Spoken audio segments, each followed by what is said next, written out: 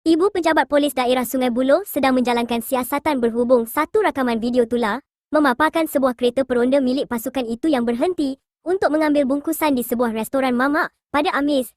Ketua Polis Daerah Sungai Buloh, Superintenden Muhammad Hafiz Muhammad Nur berkata, pihaknya mengesan video berdurasi 12 saat itu di media sosial pada pukul 7.50 malam yang memaparkan insiden di kawasan deretan kedai dalam daerah pentadbiran berkenaan. Beliau berkata, rakaman itu menunjukkan seorang pekerja restoran menghampiri kenderaan MPV dengan kod kenderaan SL198 sebelum menyerahkan dua bungkusan plastik berwarna putih kepada pemandu kenderaan tersebut di siang hari.